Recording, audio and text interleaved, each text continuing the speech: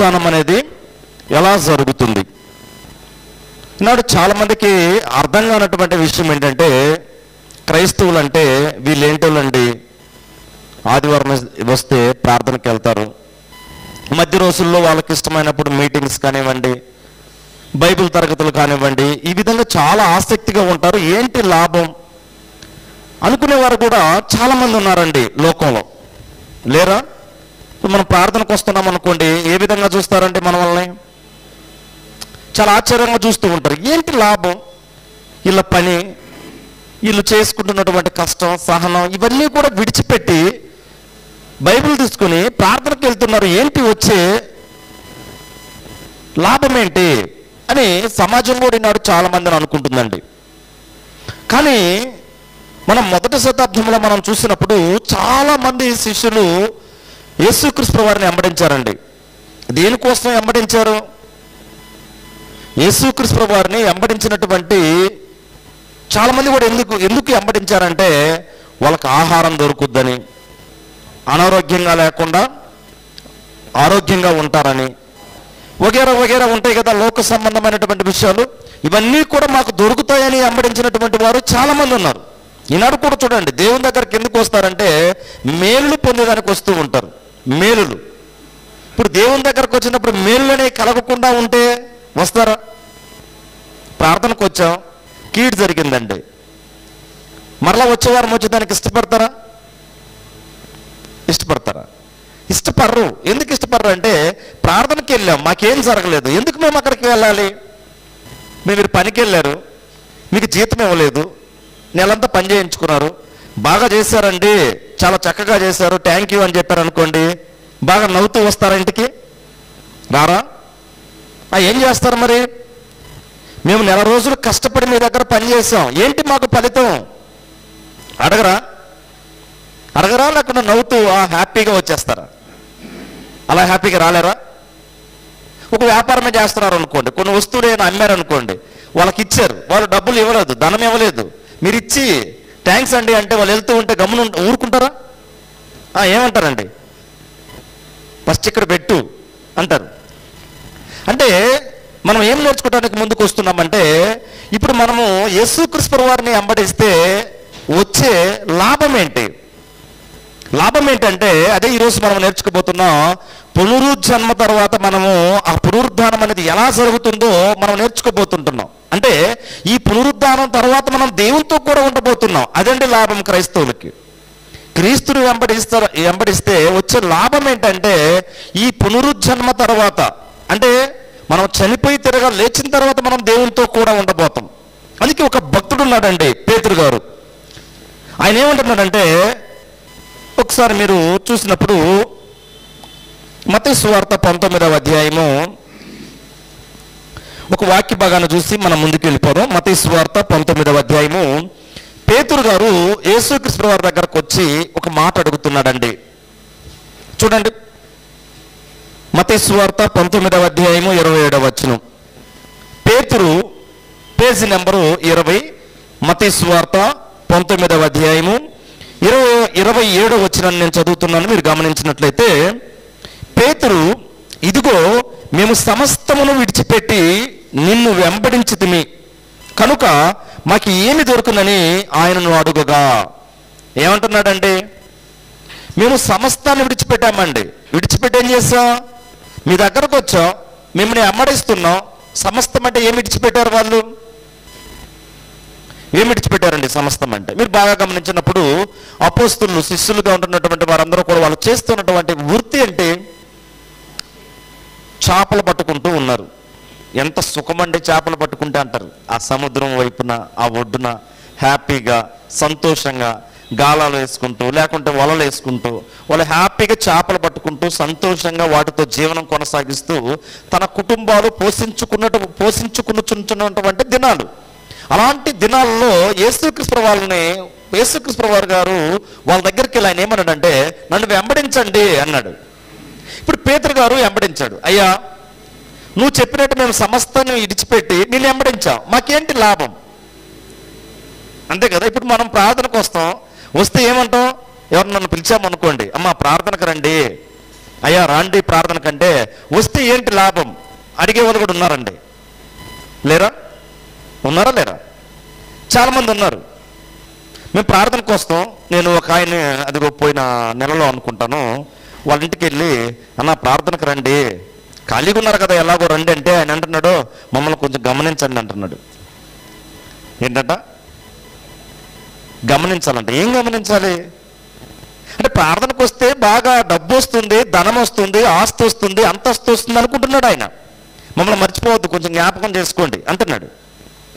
ఇక్కడ కూడా మీరు చూడండి, పేతురు గారు సమస్తాన్ని విడిచిపెట్టి యేసుక్రీస్తు ప్రభువుని వెంబడించినప్పుడు మాకేం దొరుకుతుంది అంటున్నాడు. ఏం దొరకద్దండి? ఈనాడు క్రైస్తవులు కూడా చూడండి, ఆదివారం మనకున్నటువంటి పనిని విడిచిపెట్టి మనం దేవుని దగ్గరకు వస్తే మనకి ఏం దొరుకుద్ది? ఏం దొరకదా?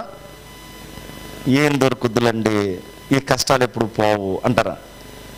ఏం దొరకద్దులే, మా పని మాకు, మా కష్టం మాకు, మాది మాకు ఖచ్చితంగా ఉంటుంది, ఎంత వచ్చినా కూడా ఎంత ప్రార్థన చేసినా కూడా అనేవాళ్ళు కూడా చాలామంది ఉన్నారండి. అందుకే మీరు చూసినప్పుడు మనం యెషయా గ్రంథం 59వ అధ్యాయంలో మనం చూసినప్పుడు మనం అక్కడికి వెళ్ళబోవడం లేదు, జస్ట్ అలా చూసి ఇలా వస్తాం. అక్కడ ఒక మాట అంటాడంటే భక్తుడు, ఏమంటాడంటే, రక్షింపనేరకుండానట్లు యెహోవా హస్తం కురుచు కాలేదు, వినినేరకుండానట్లు ఆయన చెవులు మందం కాలేదు. అంటే మనములను రక్షించడానికి ఆయన చేతులేం చిన్నవి కాదు, ఆయన వినకుండా ఉండటానికి ఆయనకి ఏం కాదట, చెవులు వినపడడం లేదు కాదు. మరి ఏంటంటే మనుషులకి మానవులకి మధ్య ఉన్నటువంటిది ఏంటంటే పాపము. ఆ పాపాన్ని తొలగించుకుంటే దేవుడు చేతులు ఎప్పుడు కూడా చాస్తూ ఉంటాడండి. ఆ పాపం అనేది మనకి మనుషులకి మనకి దేవునికి మధ్యలో తీసేసుకుంటే దేవుడు మన ప్రార్థన వింటాడండి. ఈనాడు చూడండి చాలా మంది ఆసక్తిగా ఏడ్చేర్చి ప్రార్థన చేస్తారు, చేతులు పైకెత్తారు, ఏడుస్తారు, దించరు, కానీ ఆ ప్రార్థన దేవుని దగ్గరికి వెళ్తారు. కారణం ఏంటంటే పాపం అనేది అడ్డు వస్తుంది అంటున్నాడు భక్తుడు అక్కడ. ఇక్కడ కూడా మీరు చూసినప్పుడు అపోస్తలుడైనటువంటి పేతురు గారు, మేము సమస్తాన్ని విడిచిపెట్టాం, నిన్ను వెంబడించాం, ఏంటి మాకు లాభం, ఏం దొరుకుతుంది చెప్పు అంటున్నప్పుడు ఆయన అంటున్నాడండి ఒక మాట చూడండి. ఇక్కడ మత్తయి సువార్త 19వ అధ్యాయము 28వ వచనం, యేసు వారితో ఇట్లనెను, ప్రపంచ పునరుజ్జన్మనందు మనుష్య కుమారుడు తన మహిమగల సింహాసనం మీద ఆసీనుడై ఉండినప్పుడు నన్ను వెంబడించిన మీరును 12 సింహాసనముల మీద ఆసీనులై ఇజ్రాయేలు 12 గోత్రముల వారికి తీర్పు తీర్చుదురు. ఏంటంటే ఎవరితో ఉంటామంట? మనము సమస్తాన్ని విడిచిపెట్టి ఆయనతో వెంబడిస్తే ఆయన పక్షాన మనం ఉంటాం. దీనికన్నా గొప్ప ధన్యత ఉందా? దీనికన్నా గొప్ప ధన్యత ఉందండి?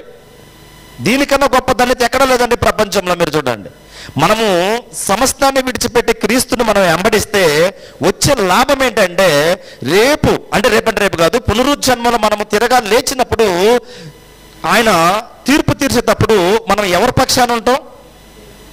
దేవుని పక్షాన ఉంటామండి. ఇంకా దీనికన్నా గొప్ప భాగ్యం అనేది ప్రపంచంలో ఇక ఏమీ ఉండదేమో అనిపిస్తూ ఉంటుంది. పేతురు గారు చెప్తున్నాడు యేసుక్రీస్తు ప్రభువు వారు, అయ్యా మేము సమస్తాన్ని విడిచిపెట్టి నిన్ను వెంబడించాం కదా, వెంబడిస్తున్నాం కదా, మాకేంటి లాభం?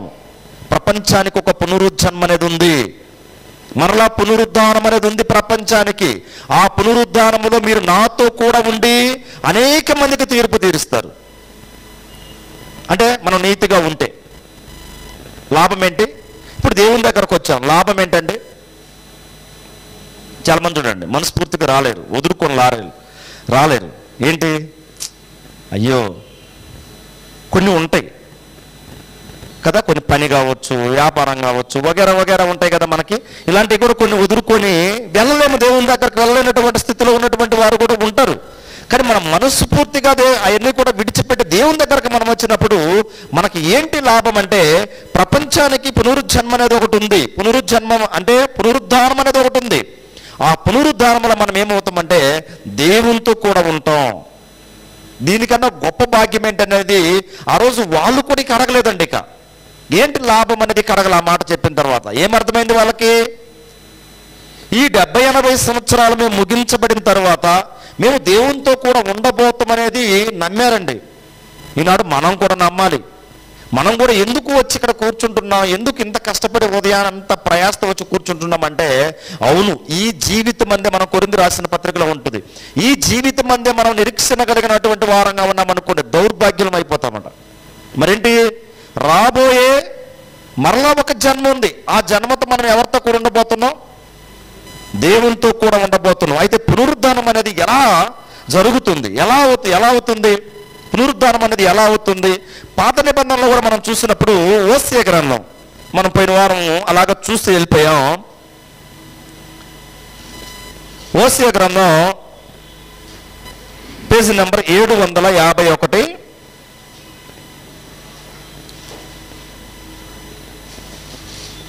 ఓసియా గ్రంథం 13వ అధ్యాయము 14వ వచనాన్ని మనం చూసినప్పుడు, 13వ అధ్యాయం 14వ వచనం,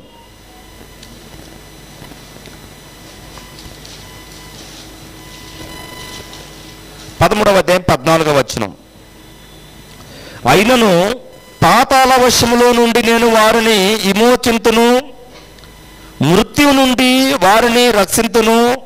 ఓ మరణమా నీ విజయం ఎక్కడా, ఓ మరణమా నీ ముళ్ళెక్కడా, పశ్చాత్తాపము నాకు పుట్టదు. ఏంటట, ఓ మరణమా నీ విజయం ఎక్కడా, ఓ మరణమా నీ ముళ్ళు ఎక్కడా, పశ్చాత్తాపము నాకు పుట్టదు. అంటే ఇక్కడ బాగా గమనించినప్పుడు ఏంటంటే, పాతాళ వశముల నుండి నేను వారిని విమోచింతును. ఎప్పుడు విమోచిస్తాడట?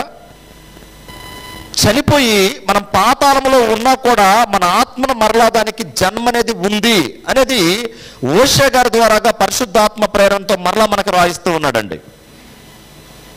ఏంటి, ఓషియా గారి ద్వారాగా తిరగా మాట్లాడిస్తున్నాడు. ఓ మరణమా, ఇప్పుడు మరణం ఇప్పుడు చాలా మందికి తెలియనటువంటి ఒక విపత్తు ఉంది ప్రపంచంలో. ఏంటంటే, ఇప్పుడు క్రైస్తవులు ఉన్నారండి, వీళ్ళు ప్రార్థనకు వెళ్తున్నారు, మేము ప్రార్థనకు వెళ్ళాం, మేము చనిపోతున్నాం, వీళ్ళు చనిపోతున్నారు, అంతే కదా. ఇప్పుడు క్రైస్తవులు అయిన తర్వాత ప్రార్థనకి వెళ్ళకుండా ఉంటే వాళ్ళు వెళ్ళిన తర్వాత మరణం ఏమన్నా సంధిస్తుందా లేదా వారిని? మరి వాళ్ళకెందుకు మరణం వస్తుంది అనుకునే వాళ్ళు కూడా చాలా మంది ఉంటారు, ఉండరా? ప్రార్థనకి వెళ్తున్నారు, మరి వాళ్ళు కూడా చనిపోతున్నారు కదా. ఈనాడు ప్రపంచానికి తెలియనటువంటి విషయం ఏంటంటే, ప్రార్థనకి వెళ్తున్నటువంటి మనము రేపు పునరుజ్జన్మ అనేది మనకు జరిగినప్పుడు, పునరుద్ధానం అనేది మనకు జరిగినప్పుడు మనం దేవునితో కూడా ఉండబోతాం. ఆ విషయం వాళ్ళకి తెలియదండి, లోకంలో ఉండే వాళ్ళకి. ఏంటి, మనకి పునరుద్ధానం అనేది ఉంది, మరలా మరొక జన్మ ఉంది అనేది మనం నమ్ముతూ ఉన్నాం, మనం దేవునితో కూడా ఉండబోతాం. కానీ లోకంలో ఉండే వాళ్ళకి ఏం అర్థం కాదంటే, చనిపోయాం, అయిపోయాం, తక్కిడో బిక్కుడో చనిపోయినటువంటి వారు, అంతేనా? పేతురు గారి దగ్గర యేసుక్రీస్తు వారు మాట్లాడినప్పుడు, ఈ ప్రపంచానికి పునరుజ్జన్మ అనేది మరలా ఉంది పేతురు, అలాంటప్పుడు నాతో కూడా మీరు ఉంటారు, తీర్పు తీరుస్తారని అంటున్నాడండి. అందుకే ఇప్పుడు ఏమనుకుంటున్నారంటే, వెళ్ళిపోయినటువంటి ఆత్మిక అలాగే పాతాళంలో ఉండిపోద్దేమని అనుకుంటే, ఆయన అంటున్నాడు, ఓ మరణమా ఏంటట, నీ విజయం ఎక్కడా, ఓ మరణమా నీ ముళ్ళు ఎక్కడా, పశ్చాత్తాపం నాకు పుట్టదు. ఒకవేళ చనిపోయి అలాగే నేను వదిలే దేవుడిని కాదు. ఏమంటున్నాడు, నేను చనిపోయినటువంటి వారిని అలాగే విడిచిపెట్టే దేవుడిని కాదు అంటున్నాడు ఆయన. మరి చనిపోతే మన ఆత్మను మరలా ఏం చేయబోతున్నాడు, దానికి మరొక జన్మ ఇవ్వబోతున్నాడు. మరొక జన్మ ఏ విధంగా అండి, పాతాళంలో ఉన్నటువంటి ఆత్మ, ఈ భూమిలో కప్పెట్టినటువంటి మన శరీరము, ఈ రెండు కూడా కలుసుకొని మహిమదేహంగా మారి మనం దేవునితో కూడా ఉండబోతాం. ఇది సత్యం. అది మీకు ప్రశ్న రావచ్చు. మనం పోయిన వారం చాలా విషయాలు నేర్చుకున్నాం, మీరు ఎంతమంది విన్నారో తెలియదు కానివ్వండి. అయితే పోయిన వారం మనం నేర్చుకున్నటువంటి విషయాల్లో ఒక విషయాన్ని చెప్పి నేను ముందుకు వెళ్ళిపోతాను. లాజరు అన్నాడు, లాజరు చనిపోయాడండి. చనిపోయిన తర్వాత దాదాపుగా శవం కూడా వాసన వచ్చే స్థితిలో ఉంది. అలాంటి స్థితిలో ఉన్నప్పుడు యేసుక్రీస్తు వారు వచ్చి లాజర్ని బయటికి రా లాజరు అన్నాడు. ఏమన్నాడండి, వచ్చేసాడా? కానీ ఇక్కడ ఆశ్చర్యం ఏంటంటే, ఆ వచ్చినటువంటి లాజరు మరలా చనిపోయాడు. మరలా లాజరు కూడా ఏముంది, మరలా పునరుద్ధానం ఉంది. అంటే బైబిల్ గ్రంథంలో ప్రారంభం నుంచి చనిపోయినటువంటి వారు బ్రతికినా కూడా వారికి మరలా మరణం ఉన్నది. అంటే ఈ శరీర మరణం గురించి చెప్తున్నాను. ఉన్నదా? మరలా చనిపోయారా? చనిపోయారు. కానీ యేసుక్రీస్తు వారిలో ఉన్నటువంటి గొప్పతనం ఏంటంటే ఆయన చనిపోయి తిరగ లేచిన తర్వాత ఇక మరణం లేదండి ఆయనకి. ఆ మరణాన్ని గెలిచాడు. అలా గెలిచినటువంటి వారిలో ఎవరన్నా ఉన్నారంటే ఎవరు లేరు బైబిల్ గ్రంథంలో. మనకి ఎవరు కూడా మనుషులు భూలోకంలో కూడా ఎవరు కనపడరు. అయితే మాటలు చెప్తారు. ఏమంటారంటే, ఇదిగో పలాని ప్రాంతంలో ఒక సమాధి ఉంది, అక్కడ అరుస్తూ ఉంది. నేను ఒక ప్రాంతానికి వెళ్ళాను, పేరెందుకులే కానివ్వండి. ఒక ప్రాంతానికి వెళ్తే అక్కడ ఒక ఉంగరం చూపించారు, ఒక రింగ్. ఈ రింగ్ ఆయన పెట్టుకున్నామని చెప్పారు. మంచిదే అన్నాను. ఇంకా చాలా చాలా చెప్పులు చూపించారు, ఆయన వేసుకున్నటువంటి బట్టలు చూపించారు. ఎందుకు ఇవన్నీ చూపిస్తున్నారంటే ఆయన బతికున్నాడు, సౌండ్ వస్తుంది, సమాధి దగ్గర అలా చెవి పెట్టండి అంటున్నారు వాళ్ళు. ఇదంతా కూడా అబద్ధం అండి. బ్రతికున్నటువంటి మనిషి లోపల ఉంటాడండి. ఎన్ని రోజులు ఉంటే దానికి సాధ్యమవుతుంది? మనిషి అవుతుందా? ఈనాడు చాలా పిచ్చి సిద్ధాంతాలు ఉన్నాయి లోకంలో, పిచ్చి పిచ్చిగా మాట్లాడే వాళ్ళు ఉన్నారు. కానీ ఇక్కడ ఏంటంటే ఈ పునరుద్ధానం అనేది ఎలా జరుగుతుందంటే ఈయన అంటున్నాడు, ఓ మరణమా నీ విజయం ఎక్కడ, ఓ మరణమా నీ ముళ్ళు ఎక్కడ. అంటే ఏంటంటే ఆ మరణపు ముళ్ళుని విరిచాడండి యేసుక్రీస్తు వారు వచ్చి. ఏం చేశాడు అంటే, మరణం అంటే ముగింపు అనుకుంటుంది ఈనాడు సమాజం. అంతేనా? మరణం అంటే ఏమనుకుంటుంది ప్రపంచం ఈనాడు? దేవుణ్ణి ఎరగనటువంటి వారు ఏమనుకుంటుందంటే ముగింపు, మరణమే ముగింపేమో మనిషికి అనుకుంటుంది. కాదండి, ఈ శరీర మరణం తర్వాతనే మనిషికి నిజమైనటువంటి ఒక జీవితం అనేది ప్రారంభమవుతుంది. ఏం ప్రారంభమవుతుంది? నిజమైనటువంటి జీవితం ఒక మనిషికి ఎప్పుడు ప్రారంభమవుతుందంటే మనం ఈ శరీర మరణం పొందిన తర్వాతనే.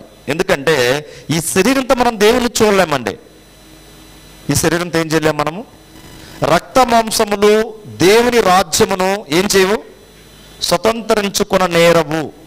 అంటే ఈ శరీరం ఈ భూమి మీదనే విడిచిపెట్టాలని మనకేం చేశాడంటే దేవుడు తయారు చేశాడు. తల్లి గర్భంలో తయారు చేసి ఒక ఆత్మనిచ్చి ఈ ఆత్మ శరీరం కలిపి ఒక మనిషి అని చెప్పి ఈ మనిషిని ఉన్నటువంటి మొదటి భాగం ఏంటంటే శరీరం, లోపల ఉన్నటువంటి భాగం ఏంటంటే ఆత్మ.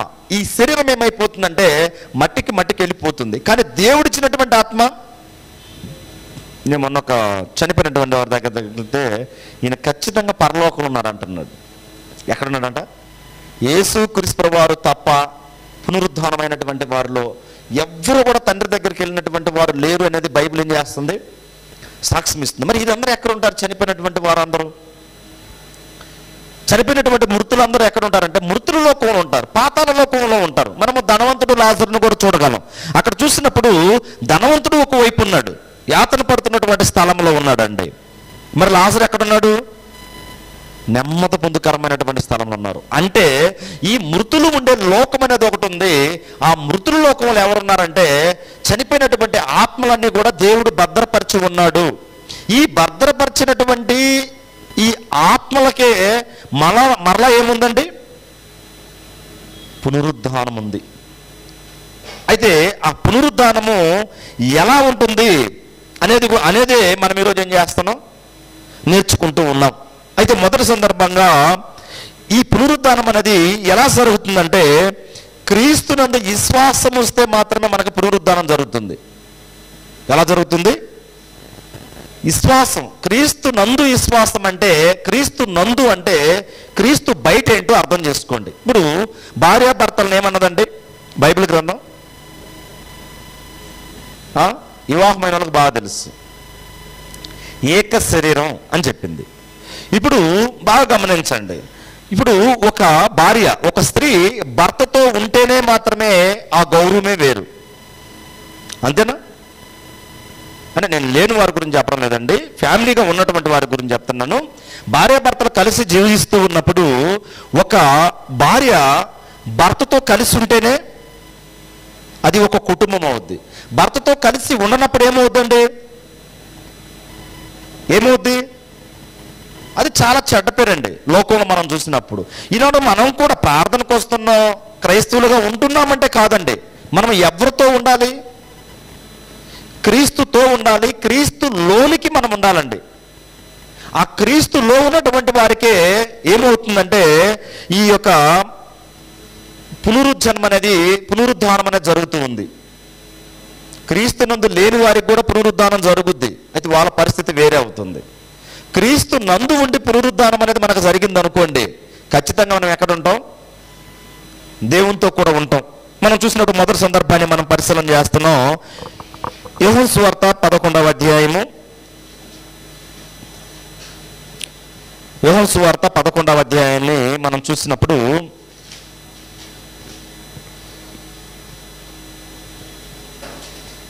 11:25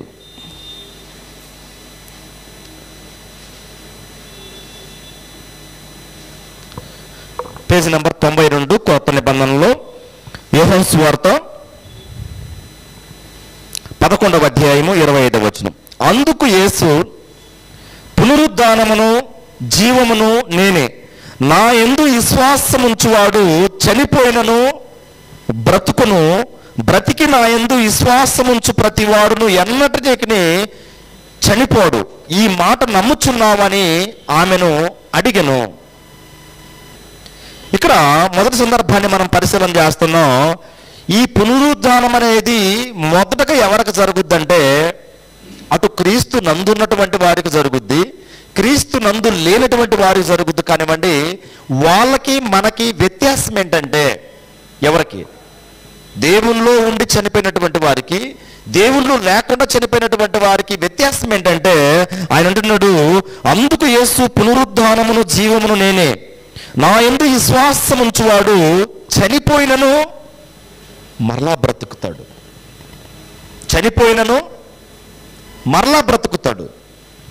అయితే బ్రతికి నా యందు విశ్వాసముంచువాడు ప్రతివాడును ఎన్నటికీ చనిపోడు. అంటే దేని గురించి చెప్తున్నాడంటే, ఈ మరణం తర్వాత మరలా ఆ ఆత్మకు జరగబోయే ఆ సన్నివేశాన్ని చెప్తున్నాడు. ఒక్కసారి క్రీస్తు నందుండి మనం ఒకవేళ మరలా బ్రతికితే ఎక్కడుంటాం? అప్పుడు పరలోకం ఇస్తాడండి. అప్పుడు ఆయనతో కూడా మనల్ని కూర్చోబెట్టుకుంటాడు, ఆయనతో కూడా మనం ఉండబోతాం. ఒకవేళ ఈ పునరుద్ధానం అనేది చనిపోయిన తర్వాత మనం క్రీస్తు నందు లేకుండా కానీ మనకు జరిగింది అనుకోండి, ఏమవుతాం? అందుకని అన్నాడు, పునరుద్ధానము జీవమును నేనే. ఎందుకంటే పేతురు దగ్గర కూడా అదే చెప్పాడు, ప్రపంచ పునరుజ్జన్మనందు ఏం జరుగుద్దంట మీకు? నాతో కూడా మీరు అనేక మందికి ఏం చేస్తారు? తీర్పు తీరుస్తారు. అంటే మనం దేవునితో కూడా ఉంటాం. ఈ పునరుద్ధానం అనేది ఎలా జరుగుతుందంటే, మనం క్రీస్తు నందు ఉండి కానీ ఆ పునరుద్ధానం కానీ మనకు జరిగింది అనుకోండి, ఖచ్చితంగా మనం ఎవరితో ఉంటామండి? దేవునితో కూడా ఉంటాం. ఈనాడు చాలా మంది ప్రపంచానికి అర్థం కాదు, క్రైస్తవులు అంటే చాలా ఎలా చూస్తారండి? ఎలా చూస్తారు క్రైస్తవులు అంటే? వీళ్ళకి ఏం పని లేదండి అంటే, వీళ్ళు చేసేవాళ్ళు కూడా అలాగే చేస్తున్నారు. క్రైస్తవులు అనబడినటువంటి వారు కూడా చేసే పనులు ఎలా ఉంటాయంటే, ఇలా రోడ్డున అలాగా డ్రమ్ములు కొట్టుకుంటూ వెళ్తారు, పాటలు పాడుతూ వెళ్తారు. ఇంకేం చేస్తారు? వాళ్ళకు ఒక కరపత్రిక ఇస్తారు. వాళ్ళు ఏం చేస్తారు? నమ్ముకోండి, నమ్ముకోకుంటే నరకానికి వెళ్తారంటారు. యేసుక్రీస్తుని నమ్ముకోండి, నమ్ముకోకుంటే నరకానికి వెళ్తారంటారు. వాళ్ళు ఏమంటారు? మేము నరకానికి వెళ్ళడానికి ఏం పాపం చేసామంటారు. ఇలా గొడవలు స్టార్ట్ అవుతున్నాయి. చాలా మంది కూడా దేవుని దగ్గరకు రాలేకపోతున్నారండి. మొదటి శతాబ్దంలో ఈ విధంగా వాళ్ళు దేవుని పని చేస్తుంటే వాళ్ళు ఇంత దూరం సువార్తను తీసుకొచ్చే వాళ్ళు కాదేమో. ఏంటి? మొదటి శతాబ్దంలో ఈ విధంగా వాళ్ళు సువార్తను ప్రకటించుంటే ఇంత దూరం సువార్త అనేది ఆగిపోయి ఉండేదేమో, వచ్చేది కాదు. కారణం ఏంటంటే, వాళ్ళు ఈ విధంగా ప్రకటించలా. యేసుక్రీస్తు వారు కూడా ఈ విధంగా ప్రకటించమని చెప్పలా. ఆయన చెప్పినటువంటి విధానం వేరే. ఈనాడు కూడా చూడండి, మనం ఎవరితో మాట్లాడేటప్పుడు మా ఎదుటి వ్యక్తితో మనం మాట్లాడుతున్నాం అన్నప్పుడు వాళ్ళకి కూల్గా మాట్లాడాలి. దేవుని గురించి ఆయన చేసినటువంటి కార్యాలు మనం చెప్పగలగాలి. మనము చాలా చక్కగా వాళ్ళని ఓదార్పు కలిగినటువంటి మాటలు మాట్లాడగలగాలి. మీరు డాక్టర్ దగ్గర కూడా వెళ్ళారు అనుకోండి, ఇంజెక్షన్ తీసుకొని ఏదైనా పెద్ద ప్రాబ్లం అయిందనుకోండి, జ్వరమే అనుకోండి, పెద్దగా ఉన్నటువంటి అనారోగ్యం మనలో ఉందనుకోండి, ఒక 2-3 ఇంజెక్షన్లు మిక్స్ చేస్తారండి. దాంట్లో నరానికి వేస్తారు. చూస్తారా మీరు ఎప్పుడు వేయించుకోలేదా? నరానికి 2-3 మెడిసిన్ కలుపుతారు. అందులో కలిపినప్పుడు ఎక్కువ పవర్ ఉంటుంది, డాక్టర్ తెలుసు. మనిషిని ఇదిగో దీంట్లో 2-3 మందులు మిక్స్ చేసాం, ఎక్కువ పవర్ ఉంటుంది, మీరు తట్టుకోలేరు, జాగ్రత్త అని చెప్తాడా? చెప్పడు. ఏమంటాడంటే ఏమి లేదమ్మా, ఇందులో ఏమి లేదు, కొంచెం అలాగుండు, 1 నిమిషంలో అయిపోద్ది అని అంటాడు. అంతేనా? ఫస్ట్ పేరు అడుగుతారు. మీకు ఎంతమంది పిల్లలు అంటారు? పెద్దవాళ్ళు అయితే ఏం చేస్తున్నారు మీ పిల్లలు అంటారు. ఇంజెక్షన్ అయిపోయి ఉంటుంది మాట్లాడేసరికి. అంటే మనం చెప్పే విధానం కూడా అండి ఎలా ఉండాలంటే చాలా చక్కగా మనము ఆయన గురించి మనం చెప్పగలగాలి. అందుకే అంటున్నాడు, ఏమంటున్నాడంటే పునరుద్ధానమును జీవమును నేనే, నా యందు విశ్వాసం ఉంచువాడు ఏమట చనిపోయినను అంటే ఈ శరీర మరణం గురించి చెప్తున్నాడు. ఒకవేళ చనిపోయినను మరలా బ్రతుకుతాడు. ఏంటట? మరలా బ్రతుకుతాడు. అయితే ఆ విశ్వాసం అనేది ఎలా వస్తుంది? ఆ విశ్వాసం ఉంటేనే ఏం చేస్తారండి? ఖచ్చితంగా వాళ్ళు లేపబడతారు. విశ్వాసం అనేది లేకుండా ఉంటే, క్రీస్తు నందు లేకుండా ఉంటే, దేవునిలో లేకుండా ఉంటే వాళ్ళకి పునరుద్ధానం ఉంటుంది కానివ్వండి. ఆ పునరుద్ధానం ఏమవుతుందంటే ఆ పునరుద్ధానంలో దేవుని దగ్గరికి వెళ్ళలేరు, ఆ పునరుద్ధానంలో దేవునితో కూడా ఉండలేరు. ఇప్పుడు కూడా చూడండి, మన కుటుంబంలో పిల్లలు ఉంటారు. పిల్లలు మీతో ఉంటూ మీకు చెప్పిన మాట వింటూ ప్రతిదీ మీరు చెప్పినట్టు వాళ్ళు చేస్తూ వచ్చారనుకోండి, మీరు ఎంత ప్రేమిస్తారు మీ పిల్లల్ని? బాగా ప్రేమిస్తారు. అసలు మీ మాట వినకుండా ఉంటే ప్రేమిస్తారు కానివ్వండి, ఆ ప్రేమ వేరేగా ఉంటుంది. ఉండదా? ప్రేమిస్తారు, కానీ దానికి తగినటువంటి ప్రేమ దానికి ఉంటుంది. దేవుడు కూడా అంతే. మనం క్రీస్తులో ఉంటే ఆ ప్రేమ వేరే ఉంటుంది, మనము బయట ఉంటే ఆ ప్రేమ వేరేగా ఉంటుంది. ప్రతి మనిషిని కూడా. అందుకే మనకి ఇదే యోహాను సువార్తలో మనం చూసినప్పుడు దేవుడు లోకమును ఎంతో ప్రేమించను. ఎంత ప్రేమించాడండి? ఎంత? దానికి నేను వెలగట్టగలమా? ఇంతని చెప్పగలమా? ఒక లిమిట్ ఉందండి? అన్లిమిటెడ్. ఎంత ప్రేమించాడు? చాలా ప్రేమించాడు. అందుకే ఇక్కడ మనం చూసినప్పుడు ఈ 2వ సందర్భాన్ని మనం చూసినప్పుడు విశ్వాసం ఉంటే మాత్రమే మనము ఖచ్చితంగా మనకి పునరుద్ధానంలో మనము లేపబడతాం. ఆ లేపబడి మనం దేవునితో కూడా ఉండబోతాం. చూడండి, యోహాను సువార్త 5వ అధ్యాయము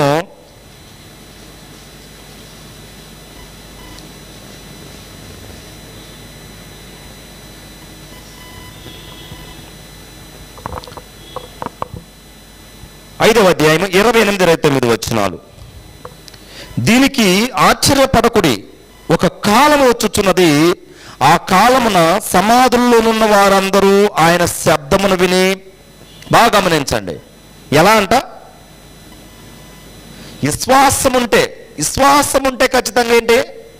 దేవునితో కూడా ఉంటారు అనేది 2వ సందర్భాన్ని మనం నేర్చుకోబోతున్నాం. మొదటిది ఏం చేస్తున్నామంటే క్రీస్తునందు విశ్వాసం ఉండాలి. అలా విశ్వాసం ఉంటేనే మనము దేవునితో కూడా ఉండబోతాం అనేది 2వ సందర్భాన్ని మనం నేర్చుకోబోతున్నాం.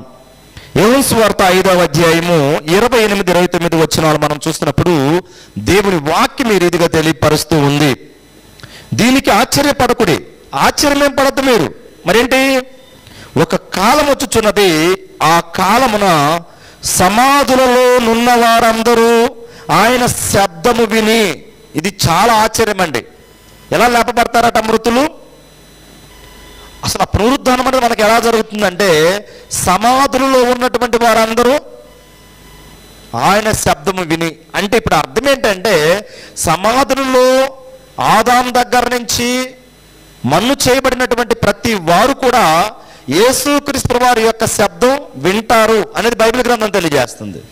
వింటారా? వినరా? ప్రతి వారు ఆదాము దగ్గర నుంచి మనం ముందుకు వెళ్ళి చూడబోతాం ఆ విషయాన్ని కూడా.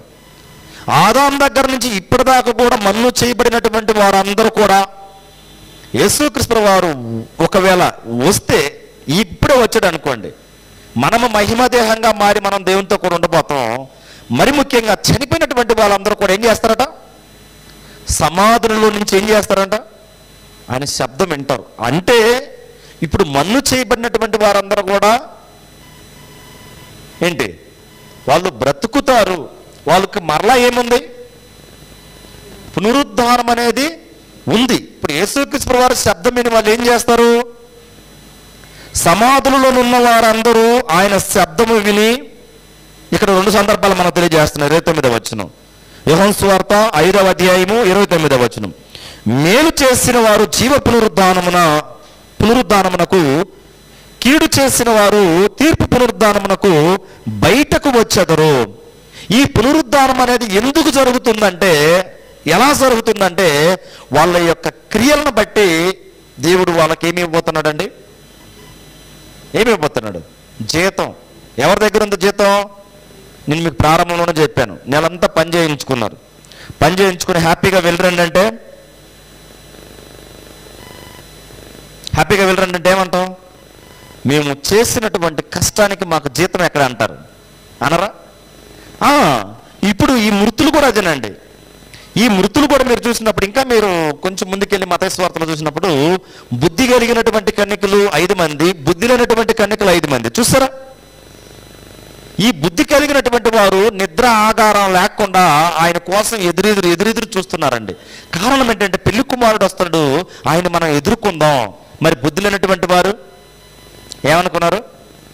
ఆయన వస్తారులే, వచ్చినప్పుడు ఏం చేస్తాడు, వాళ్ళు ఎవరొకరు లేపుతారో, లేచి వెళ్ళిపోదాం అనుకున్నారు. కానీ అక్కడ చూసినప్పుడు వాళ్ళ దగ్గర ఉన్నటువంటి ఆ దివిటిలో ఉన్నటువంటి నూనె వాళ్ళు చాలా భద్రంగా పెట్టుకున్నారండి. వీళ్ళ దగ్గర ఉన్నటువంటి నూనె అంతా కూడా అయిపించేసుకుని వాళ్ళ ఒక భావం ఏంటంటే, అందులో ఏముందలే, వాళ్ళు వచ్చి లేపినప్పుడు మన దగ్గర ఉన్నారు వీళ్ళ దగ్గర కొంచెం తెచ్చుకుందాం అనుకుంటున్నారు.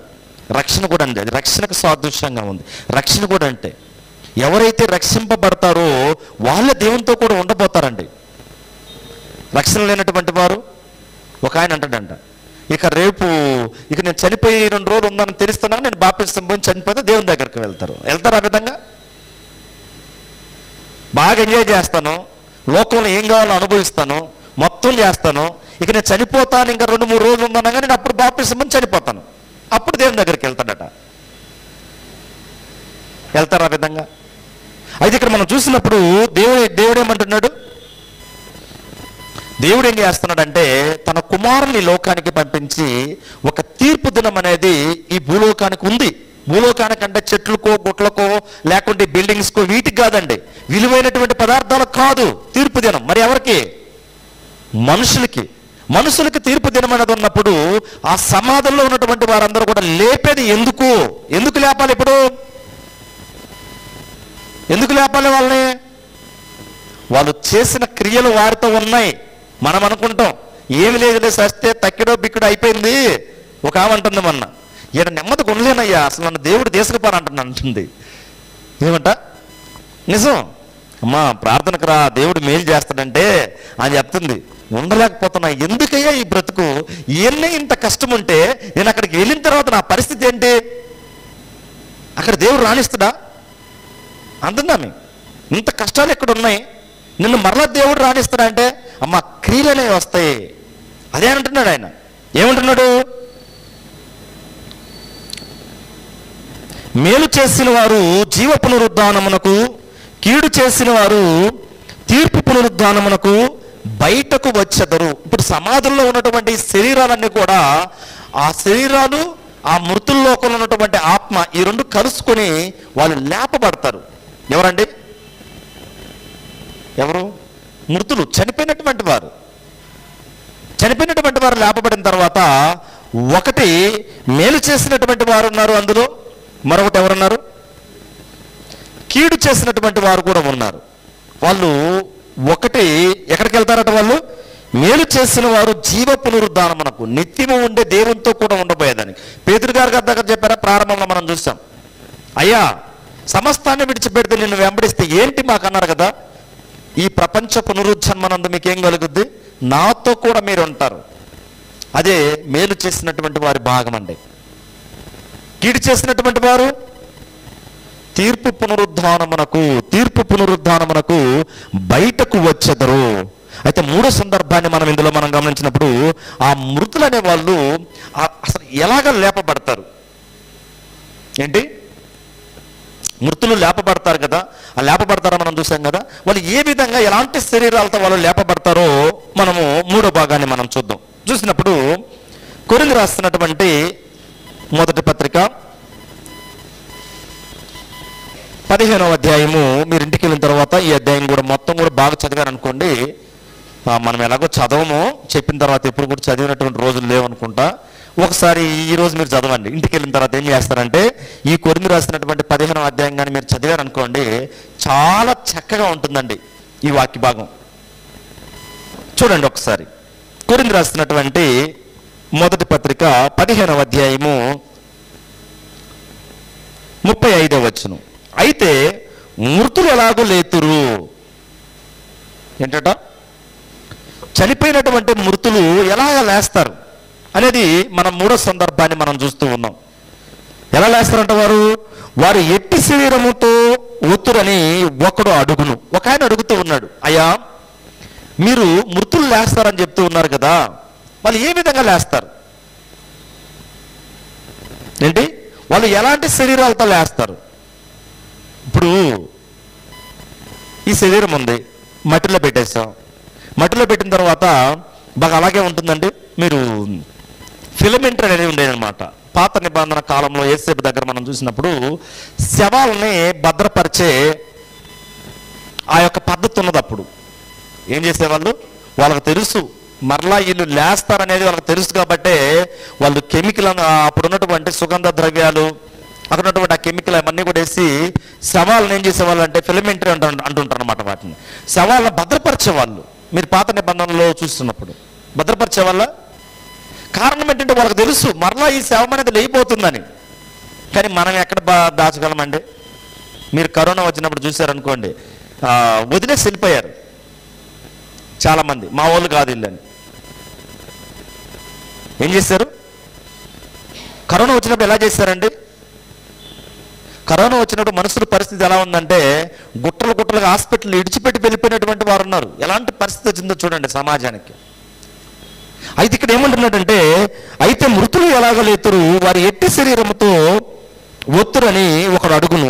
ఓ అవివేకి, అలా అడిగినటువంటి వారికి సమాధానం చెప్తున్నాడు. ఓ అవివేకి, నువ్వు విత్తినది చచ్చితేనే కానీ బ్రతికింపబడదు కదా. నువ్వేదైతే విత్తావో ఈ విత్తినటువంటి ఈ శరీరము ఏమవ్వాలట? చచ్చిపోవాలి భూమిలో. చచ్చిపోతేనే కదా మరలా దానికి బ్రతుకనేది ఉంది అంటున్నాడు. నీవు విత్తిన దాన్ని చూడగా అది గోధుమ గింజైనను సరే, మరి ఏ గింజైనను సరే ఒట్టి గింజనే విత్తుచున్నావు, కానీ పుట్టబోవు శరీరమును విత్తుటలేదు. ఏంటి? విత్తేది ఎలా విత్తుతున్నావు? మీరు బాగా గమనించినప్పుడు కొన్ని విత్తనాలు ఉంటాయండి. కొన్ని విత్తనాలు మనము ఇంటి దగ్గర కావచ్చు, పొలంలో కావచ్చు వేస్తూ ఉంటారు. వేసినప్పుడు విత్తనం చాలా చిన్నదే. ఉదాహరణకు ఒక ఆవగింజ తీసుకోండి. ఆవగింజ ఎంత చిన్నదండి? కూర మొక్కలలో అన్నిటికన్నా కూడా చాలా చిన్నది. ఆ చిన్నగా ఉన్నటువంటి ఆవగింజని అలా విత్తినప్పుడు మరి కొద్ది దినాలకు అది ఏమవుతుంది? ఎలా అవుతుంది? మీరు చూసారా? ఆవాలంటూ ఉంటారు కదా, ఆ గింజలు ఒక చెట్టును చూసారా, పెద్ద పెద్దగా పెరుగుతూ ఉంటాయి. అదే చాలా గట్టిగా ఏముండవు కానివ్వండి, పెరుగుతూ ఉంటాయి. మరి ఆ శరీరం అంతా ఎక్కడ వచ్చిందండి? శరీరం ఎక్కడి నుంచి వచ్చింది? విత్తనమే కదా. విత్తనాన్ని ఎత్తితే మరి శరీరం ఎలా వచ్చిందంటే, ఆ విత్తనంలో ఏముందంటే శరీరం ఉంది. ఆ విత్తనంలో ఏముంది? శరీరం అనేది దాంట్లో అమార్చబడి ఉన్నది. కాబట్టి అది భూమిలో పెట్టిన తర్వాత దాంట్లో ఉన్నటువంటి ఆ యొక్క ఆకర్షణీయత ఉంది కదా, అది బయటకు వచ్చేస్తుంది. ఈనాడు మనిషి కూడా అంతే. మనం ఏ విధంగా అయితే పుడుతూ ఉన్నామో అదే విధంగా మనం ఏం చేస్తున్నాం? మరలా తల్లి గర్భం నుంచి వచ్చినప్పుడు ఎలా ఉన్నామండి? చాలా 2 కేజీలు, 2.5 కేజీ, 3 కేజీలు అటువంటి వారం. ఈ శరీరం అంతా ఎక్కడి నుంచి వచ్చిందంటే, అంటే తల్లి గర్భములో పిండముగా ఉన్నప్పుడే ఈ శరీరం యొక్క ఆకారాన్ని దేవుడు ఏం చేశాడు? నిర్మించి పెట్టాడు. కానీ అదే శరీరం ఒకరోజు మీరు చూసినప్పుడు అదే శరీరం ఒకరోజు అది మరలా రాలిపోయే స్థితికి వస్తుందండి. ఏమొస్తుంది? రాలిపోయే స్థితికి వచ్చి అది మన్నుకు వెళ్ళిపోతుంది. ఎక్కడికి వెళ్ళిపోతుంది? మన్నుకు మన్ను అయిపోతుంది. ఆ మన్నుకు మన్ను అయిపోయినటువంటి ఆ శరీరం గురించి ఏమంటున్నాడంటే, నువ్వు విత్తిన దాన్ని చూడక అది గోధుమ గింజైనను సరే, మరి ఏ గింజైనను సరే ఒట్టి గింజనే విత్తుచున్నావు, కానీ పుట్టబో శరీరమును విత్తటలేదు. అయితే దేవుడే తన చిత్త ప్రకారము నీవు విత్తిన దానికి శరీరము ఇచ్చును. దేవుడు ఏం చేస్తున్నాడంట? ఆ ఆ పిండానికి శరీరాన్ని ఇస్తున్నాడు. ఆ గోధుమ గింజకి ఏం చేస్తున్నాడు? లేకుండా ఒక ఆవాలు గింజ ఉంది కదా, ఆవు గింజకి ఏమి ఇస్తున్నాడు? శరీరాన్ని ఇస్తున్నాడు. ఎంత గొప్ప కార్యక్రమం అండి ఇదంతా కూడా. మీరు చూసినప్పుడు ప్రపంచంలో చాలా వింతగా ఉంటుంది కదా. మీరు ఈ కొబ్బరి మొక్కలు చూసారా? ఒక కొబ్బరి మొక్కనే, ఒక కొబ్బరికాయని ఏం చేస్తారండి వాళ్ళు? మంచి కాయని తీసుకొని త్రవ్వి భూమిలో పెట్టేస్తారు. అక్కడ దాంట్లో నుంచి ఏమొస్తుంది? పెద్ద మొలక వస్తుంది. మీరు ఇంకా మర్రి గింజ చూశారు, మర్రి విత్తనాలు అంటూ ఉంటారు కదా, చాలా చిన్నదండి, చాలా చిన్నది. దాన్ని విత్తుతారు. విత్తిన తర్వాత ఎంత పెద్దదవుతుంది అది? మీరు అక్కడక్కడ దారి మార్గాల్లో వెళ్తున్నప్పుడు, రోడ్డు మార్గాల్లో పెద్ద పెద్ద ఓడలుగా ఉంటూ ఉంటాయి ఇవి. దాని విత్తనం ఎంత ఉంటుందండి? దాని కాయలు చూసారా మీరు? ఎర్రగా చిన్నగా ఉంటాయి. అందులో విత్తనాలు చాలా ఉంటాయి. ఆ విత్తనాలు పడడం, మరలా మొలకెత్తడం. ఎక్కడుంది శరీరం అంటే? శరీరం ఎందులో ఉందంటే ఆ విత్తనంలోని శరీరం ఉంది. అయితే ఇప్పుడు మనం చూసినప్పుడు మన శరీరంలో ఆత్మ ఉంది. ఆ ఆత్మలో ఏముంది? ఆ ఆత్మలో ఏముందంటే ప్రాణం ఉంది. ఆ ప్రాణంలో ఏముంటుందంటే మరి ముఖ్యంగా మనం చూసినప్పుడు మంచి చెడులు అనే క్రియలు ఆ ఆత్మలో ఉంటాయి. మంచి చెడులు అనే క్రియలు ఏముంటాయి? మంచిగానే దేవుడు మనల్ని విత్తుతున్నాడు, తని గర్భం నుంచి బయటికి రప్పిస్తున్నాడు, పరిశుద్ధులుగానే రప్పిస్తున్నాడు. కానీ మనం చూడగలం, నరులందరినీ కూడా దేవుడు యథార్థవంతులుగా చేసుకున్నారు. వీళ్ళు ఏం చేశారట? వివిధమైనటువంటి తంత్రములు కల్పించుకొనుచున్నారు. అయితే మనుషులు పుట్టేటప్పుడు నీతిమంతులుగానే పుడుతున్నారు కానివ్వండి, వాళ్ళు కొంచెం ఒక ప్రాయం అనేది వచ్చిన తర్వాత, ఒక యవన ప్రాయం అనేది వచ్చిన తర్వాత పాపం అనేది ప్రభావం అవుతుంది. అదేవిధంగా ఈ శరీరానికి కూడా ముగింపు అనేది జరిగిన తర్వాత అది ముగింపు కాదు, మన ముగింపు మరేంటి? అదే నిజమైనటువంటి ప్రారంభం అండి మనిషికి. ఈ శరీరం నుంచి ఆత్మ బయటకు వస్తేనే,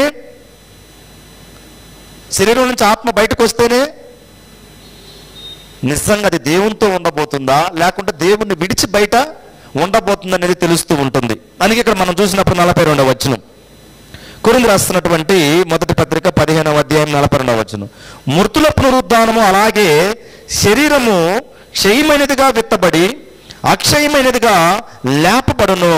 క్షయమైనటువంటి శరీరంగా విత్తబడుతూ ఉంది.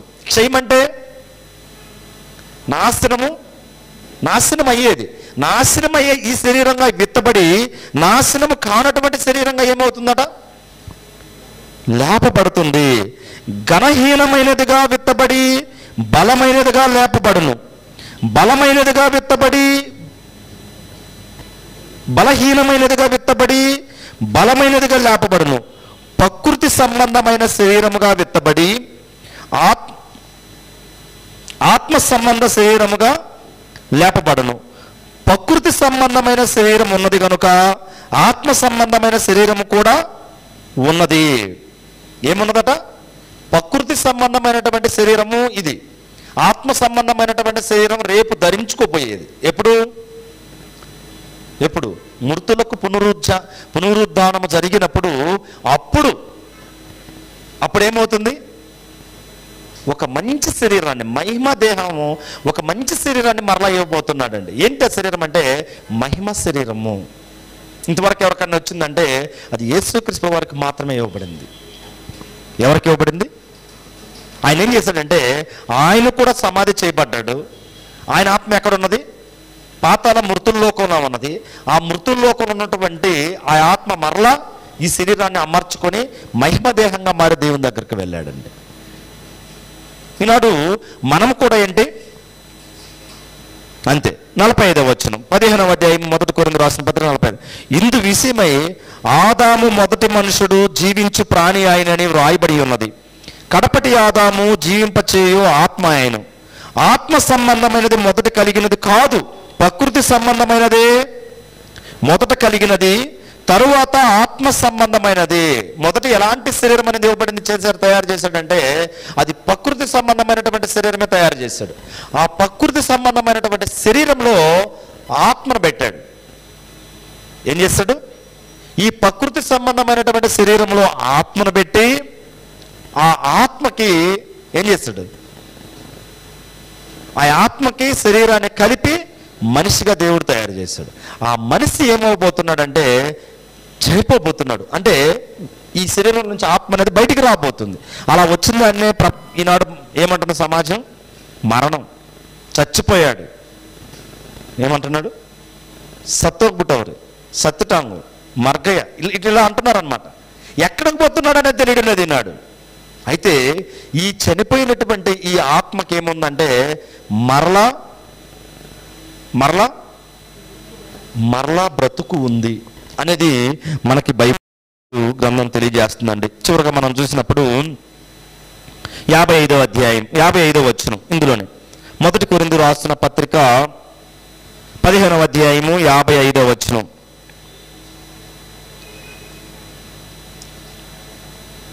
54 చూద్దాం. 54 చూసినప్పుడు, ఈ క్షయమైనది అక్షయతను ధరించుకున్నప్పుడు, ఈ వ్యర్థమైనది అమర్త్యతను ధరించుకున్నప్పుడు విజయమందు మరణము మ్రోగింపబడెను అని వ్రాయబడిన వాక్యము నెరవేరును. 55వ వచనం, ఓ మరణమా నీ విజయం ఎక్కడా, ఓ మరణమా నీ ముళ్ళు ఎక్కడా, మరణపు ముళ్ళు పాపము, పాపముకున్న బలము ధర్మశాస్త్రమే, అయినను మన ప్రభు అయిన యేసుక్రీస్తు మూలముగా మనకు జయము అనుగ్రహించుచున్న దేవునికి స్తోత్రము కలుగును గాక అంటున్నాడండి. అయితే 58వ వచనం, కాగా నా ప్రియులారా మీ ప్రయాసము ప్రభువునందు వ్యర్థము కాదని ఎరిగి స్థిరులను కదలని వారును ప్రభు కార్యాభివృద్ధి యందు ఎప్పటికీ ఆసక్తులనై ఉండుడి. ఎలా ఉండాలంట? మనం పడే ఈ ప్రయాస, భూమి మీద మనం పడుతున్నటువంటి ప్రయాస ఏం కాదు, వ్యర్థం కాదండి. ఏం కాదట? వ్యర్థం కాదు.